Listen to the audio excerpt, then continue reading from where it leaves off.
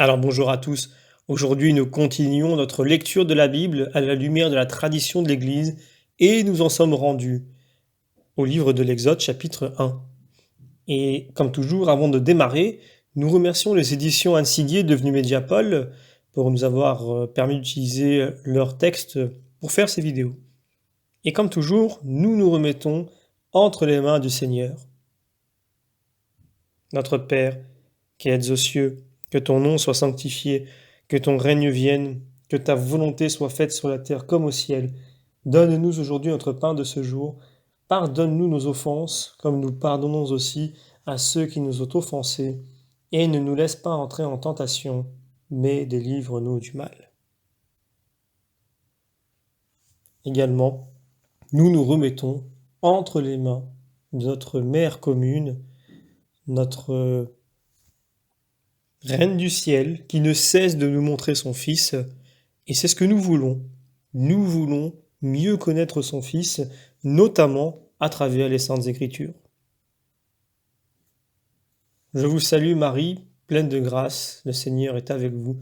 Vous êtes bénie entre toutes les femmes, et Jésus, le fruit de vos entrailles, est béni. Sainte Marie, Mère de Dieu, priez pour nous pauvres pécheurs, maintenant et à l'heure de notre mort. Amen. Et comme toujours, nous demandons à l'Esprit Saint de corriger dans nos cœurs les erreurs éventuelles qui proviennent de notre pauvre humanité. Alors, sans plus attendre, nous pouvons commencer notre lecture du jour. Donc, petit rappel, quand Joseph, en larmes, fut emmené comme esclave, ses frères ne soupçonnaient pas que de leur jalousie, Dieu tirerait le moyen d'assurer leur survie à la prochaine famine.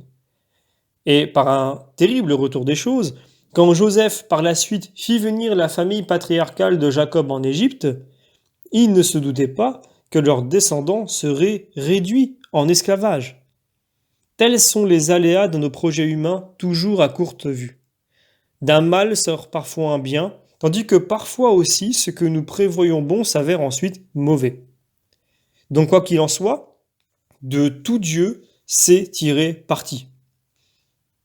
Nous lisons « Quand vint la famine sur la terre, Dieu avait envoyé devant eux un homme, Joseph, fut vendu comme esclave, jusqu'à l'heure où, etc. » De même, le sort funeste fait à la descendance d'Abraham ne prend pas Dieu au dépourvu. Il va s'en servir et doublement, pour se révéler à Israël comme le Sauveur, mais d'abord pour parer à la tentation si naturelle que son peuple s'établisse en Égypte sans chercher plus loin. La Genèse en avertissait déjà Abraham au chapitre 15, versets 13 à 14. Donc la persécution même empêchera que les descendants d'Abraham tiennent l'Égypte pour leur patrie. Du même coup, le Dieu d'Abraham, qui est aussi le Dieu de tout le monde, pourra donner une leçon à l'orgueil de Pharaon et laisser aux Cananéens un temps et une dernière chance de se repentir. Si bien que l'établissement d'Israël en Égypte, qui pouvait paraître une embardée par rapport à son destin à venir, s'avère finalement une étape décisive dans sa prise de conscience de ce qui sera désormais la condition juive, image elle-même de la condition humaine et chrétienne, de pèlerins sur la terre. Au XXe siècle d'ailleurs, les pogroms russes puis les camps nazis joueront leur rôle dans le retour des Juifs en Palestine. Mais si le destin du peuple élu préfigure et prépare celui de tous les hommes, l'Égypte elle aussi prend valeur symbolique de l'existence trop naturelle ou servile dont il faut sortir pour vivre avec Dieu. Abraham lui-même, qui avait dû sortir de Haran, sera lui aussi un revenant d'Égypte après son équipé de Genèse chapitre 12, versets 10 à 20. Plus tard, le nouveau retour de l'exil assyrien sera annoncé par les prophètes sur le modèle de l'Exode. On le verra d'ailleurs aussi dans Isaïe chapitre 11. C'est dans cette même ligne que Jésus, qui aurait à nous tirer de l'esclavage d'Égypte et de notre oubli de la terre promise éternelle, dut fuir en Égypte et en revenir suivant la prophétie d'Osée que saint Matthieu lui applique, D'Égypte, j'ai rappelé mon fils, dit le Seigneur. Alors nous pouvons commencer la lecture que nous allons couper du chapitre 1. Un nouveau roi s'éleva sur l'Égypte qui ne connaissait pas Joseph, et il dit à son peuple, « Voici que le peuple des fils d'Israël est nombreux, il est plus fort que nous. Allons, usons l'adresse de lui pour qu'il ne se multiplie pas. Si des armées s'assemblaient contre nous, ils se joindraient à nos ennemis et combattraient contre nous, et ils sortiraient du pays. » Il établit donc sur eux des chefs de corvée pour les humilier sous de durs travaux. Ils bâtirent des villes entrepôts pour Pharaon, Pithom et Ramsès. Mais plus on les humiliait, plus les Hébreux faisaient du bruit et se multipliaient, et l'on redoutait les fils d'Israël. Les Égyptiens forçaient les fils d'Israël à travailler, ils leur rendaient la vie amère par des labeurs pénibles, l'argile, la brique, les travaux des champs, et toutes sortes de servitudes auxquelles ils les contraignaient. Enfin, le roi d'Égypte parla aux sages-femmes des Hébreux, dont l'une s'appelait Sifra et l'autre Pua. Il leur dit, « Quand vous accoucherez les femmes des Hébreux, regardez les pierres. Si c'est un garçon, tuez-le. Si c'est une fille, laissez-la vivre. » Or les sages-femmes craignirent Dieu. Elles ne firent pas comme avait dit le roi d'Égypte, mais laissèrent vivre les garçons. Le roi fit appeler les sages-femmes et leur dit, « Pour quelle raison avez-vous fait cela et avez-vous laissé vivre les garçons ?» Les sages-femmes répondirent au Pharaon, « Les femmes des Hébreux ne sont pas comme les Égyptiennes, elles sont vigoureuses. Avant que la sage-femme n'arrive près d'elles, elles enfantent. » Plus loin, Pharaon ordonna donc à tout son peuple, « Tout garçon qui naîtra, jetez-le dans le fleuve, mais les filles, laissez-les vivre. » Alors on peut prendre un premier texte parallèle, Matthieu chapitre 16. « Et Yahvé dit à Abraham, » Matthieu chapitre 2, verset 16, « Alors Hérode, voyant qu'il avait été joué par les mages, entra dans une grande colère et envoya tuer à Bethléem et sur tout son territoire les enfants de 2 ans et au-dessous, suivant le temps dont il s'était informé auprès des mages. » Alors voilà, en prenant ce texte parallèle, on comprend bien que ce n'est pas artificiel de rapprocher le massacre des innocents du meurtre des enfants mâles du peuple élu. Même si Hérode n'est pas pharaon d'Égypte, mais roi de Judée, si bien que le massacre cette fois eut lieu à Bethléem.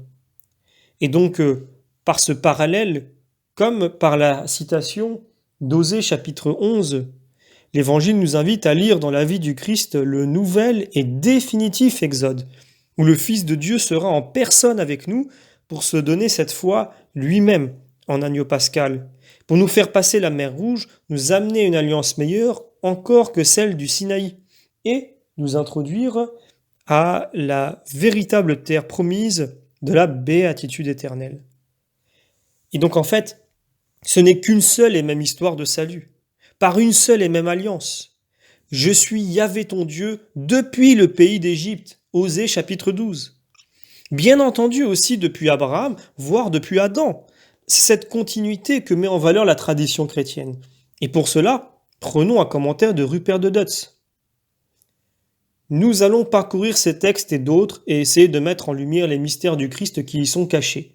D'abord, nul n'ignore que ce nouveau pharaon qui ne connaissait pas Joseph porte la figure du diable, que l'agneau pascal qui doit être immolé est le type du Christ, fils de Dieu, que l'Égypte est ce monde, que le passage des fils d'Israël à travers la mer Rouge annonce le baptême chrétien.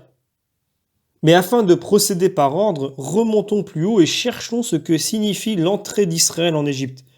Nous comprendrons alors que la sortie, aussi bien que l'entrée, est réellement arrivée, mais représente aussi le voyage de tout homme qui, dans son voyage ici-bas, fixe son regard sur la patrie céleste. Pour le peuple entier d'Israël, le peuple bienheureux que le Seigneur s'est choisi comme héritage, le premier pas vers le salut et la justice est de savoir et de confesser que par sa faute il est en exil, loin de la face de Dieu, loin de cette terre des vivants, dans laquelle il verra les biens du Seigneur. C'est par seule grâce qu'un jour, il est arraché à ce monde mauvais, d'ici-bas, et transféré dans le royaume du Fils bien-aimé de Dieu. Or, cette conviction, jamais l'Israël de Dieu ne l'aurait saisie ni confessée. si le déroulement d'événements extérieurs ne l'avait introduit, comme une sorte de parabole à un commencement d'intelligence de la justice. Pour une parabole bien adaptée, ne manqua donc pas aux petits, car les enfants ont besoin d'un enseignement élémentaire. Il arriva que l'Israël charnel entra en Égypte dans des circonstances et pour des raisons, démontrant qu'il y entra par sa faute, mais en sortit par grâce de Dieu. Quand on demande en effet pourquoi Israël entra en Égypte, si tu réponds que Dieu le voulut ainsi, ta réponse est véridique. Mais elle s'arrête en deçà de la vérité, car il reste à savoir pourquoi Dieu le voulut ainsi. Car Dieu est juste, et il ne veut ou n'ordonne rien sans raison. Poursuivons l'enquête et nous verrons que si Dieu l'a voulu ainsi, c'est que la maison d'Israël avait péché en vendant son frère comme esclave. À cause de cela, Dieu l'a voulu en toute justice. À cause de cela, il a convoqué la faim et il lui a livré en toute justice les coupables, comme un bourreau impitoyable qui les pousserait en Égypte dans cette même géole où ils avaient d'abord envoyé leurs frères. Israël, le patriarche, fut seul exempt de faute. C'est pourquoi il entra en Égypte précédé et suivi de consolation, car il entendit le Dieu de son père Isaac l'appelant en une vision nocturne et lui disant « Je suis le Dieu très fort de ton père, ne crains pas, descends en Égypte, car c'est là que je ferai de toi un grand peuple, et Joseph te fermera les yeux. » Genèse chapitre 46. Il entra donc en Égypte avec la grâce, parce qu'il était sans péché. Mais sa maison, parce qu'elle était chargée d'un crime, marcha sans le savoir vers une prison où elle serait tenue sous la contrainte et les coups, et ce, en toute justice. Il arriva donc en partie une histoire qui deviendrait l'image ou la parabole du salut universel. Je veux dire que toute la génération de ceux qui cherchent la face du Dieu de Jacob serait pleinement instruite par cette parabole et qu'au principe de sa justification, elle s'accuserait elle-même et qu'à pleine voix, elle confesserait en cœur et sa propre faute et la divine justice. Car Israël reçut en promesse la terre où coulerait le lait quand Dieu prit l'homme et le posa dans le paradis de délices à cette condition qu'il le travailla. Sous-entendu, en obéissant aux préceptes de Dieu et aussi le garda. Donc le garda pour lui. Mais le même Israël vendit son frère à l'Égypte tout en mangeant. Quand celui en qui tous ont péché se vendit lui-même au diable pour une bouchée de l'aliment interdit. De cette vente, Dieu se plaint par le prophète. Vous avez été vendus gratuitement. Et il ajoute aussitôt la promesse d'une délivrance gratuite. Et vous serez rachetés sans argent. Isaïe chapitre 52.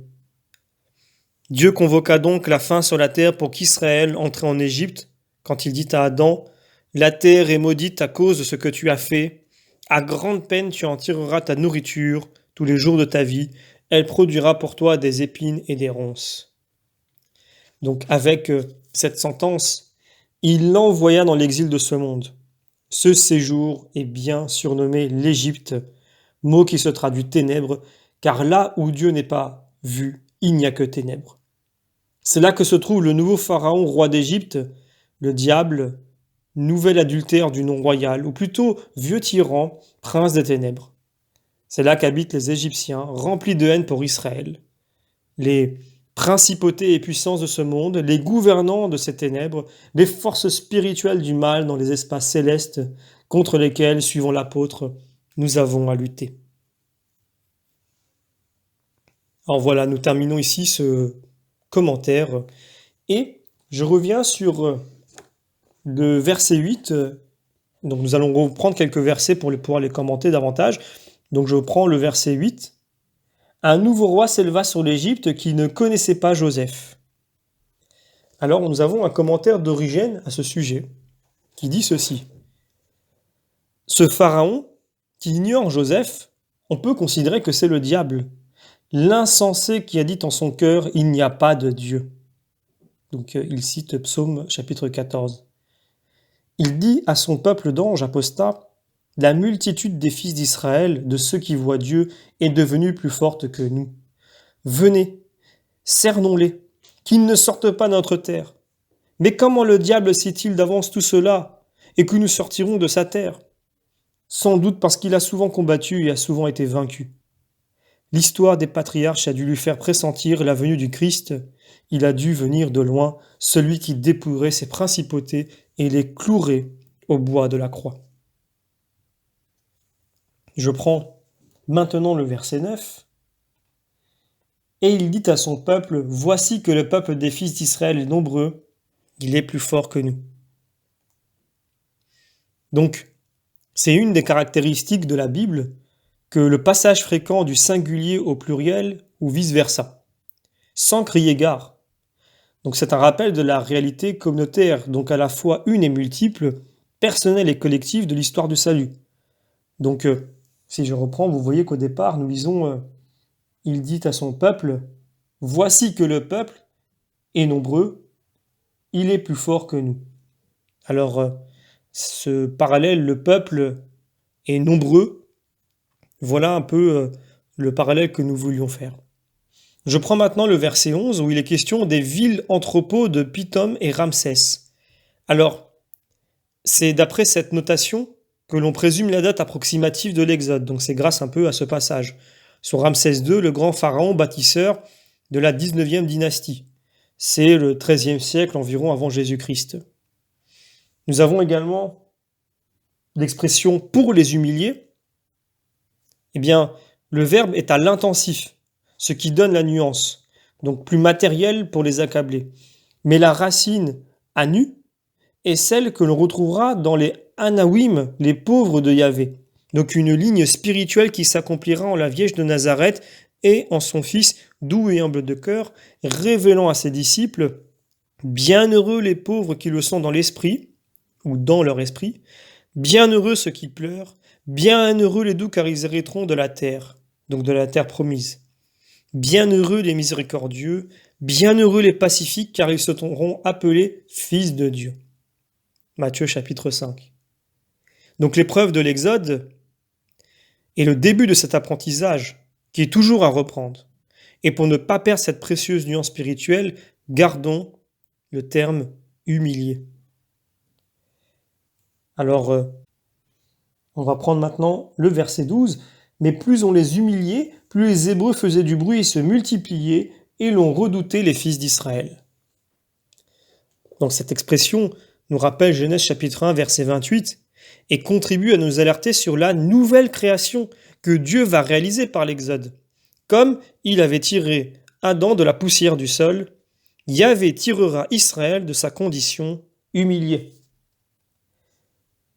Alors j'aimerais prendre un texte parallèle, Actes chapitre 7. Quand rapprocha le temps de la promesse que Dieu avait faite solennellement à Abraham, le peuple grandit et finit par être une multitude en Égypte, jusqu'à ce que s'éleva sur l'Égypte un autre roi qui n'avait pas connu Joseph et qui abusa de notre peuple. Il persécuta nos pères au point de leur faire exposer leur nouveau-né pour qu'ils ne vivent pas. On peut également prendre Psaume chapitre 105. Le Seigneur fit croître énormément son peuple, le rendit plus fort que ses ennemis, changea les cœurs. Ils prirent son peuple en haine, usant de perfidie contre ses serviteurs. On peut également prendre Sagesse chapitre 19. D'autres n'avaient pas accueilli des hôtes inconnus, mais ceux-là rendirent esclaves des hôtes bien méritants. Ce n'est pas tout. Pour les premiers, on tiendra compte de ce qu'ils reçurent en ennemis les étrangers, mais les Égyptiens reçurent les tiens avec honneur et leur donnèrent droit de cité, puis les accablèrent de travaux intolérables. Genèse chapitre 15. Et Yahvé dit à Abraham, sache que tes descendants vivront comme étrangers sur une terre qui ne sera pas la leur. On les asservira, on les accablera pendant 400 ans, mais la nation qu'ils auront servie, je la jugerai à son tour, et enfin ils sortiront avec de grands biens. Donc là, le passage que je viens de lire, c'est évidemment le parallèle que nous pouvons faire avec le texte que nous lisons. Ils leur rendaient la vie amère par des labeurs pénibles, l'argile, la brique, les travaux des champs et toutes sortes de servitudes auxquelles il les contraignait. Enfin, le roi d'Égypte parla aux sages-femmes des Hébreux, dont l'une s'appelait Siftra et l'autre Pua, et il leur dit « Quand vous accoucherez, les femmes des Hébreux, regardez les pierres. Si c'est un garçon, tuez-le. Si c'est une fille, laissez-la vivre. » Donc évidemment, Il n'est pas possible de ne pas faire de parallèle avec Matthieu chapitre 2. Alors, Hérode, en voyant qu'il avait été joué par les mages, entra dans une grande colère et envoya tuer à Bethléem et sur tout son territoire les enfants de 2 ans et en dessous, suivant le temps dont il s'était informé auprès des mages. Et également, nous avons Matthieu chapitre 2, toujours, mais un autre verset. Joseph se leva, prit l'enfant et sa mère de nuit et se retira en Égypte, et il resta là jusqu'à la mort d'Hérode, afin que s'accomplît la parole du Seigneur, qui avait dit par le prophète, d'Égypte j'ai appelé mon fils. Alors, on remarque donc que quand nous avons lu tout à l'heure les versets 14 à 16, eh bien, on peut dire qu'après l'asservissement auquel était soumis le peuple hébreu, c'est ensuite le génocide qui vient. Et ce texte de sagesse que nous avons lu, donc chapitre 19, qui fait allusion à Genèse chapitre 19 aussi, eh bien on voit que l'Égypte a été pire que Sodome finalement. Je termine avec une dernière expression, les sages-femmes craignirent Dieu. Eh bien, c'est intéressant parce que Pie XII lui-même les a donnés en exemple à tous ceux qui travaillent dans les maternités. Et donc c'est un exemple, évidemment, avec ce que se passe aujourd'hui, plus actuel que jamais. Et donc, je vous invite évidemment à avoir une pensée, une prière pour toutes ces sages-femmes. Alors, nous terminons ici notre parcours du jour sur Exode chapitre 1, et nous verrons au chapitre suivant, donc le chapitre 2, la naissance et l'exil de Moïse. Je vous remercie pour votre fidélité et vous dis à très bientôt.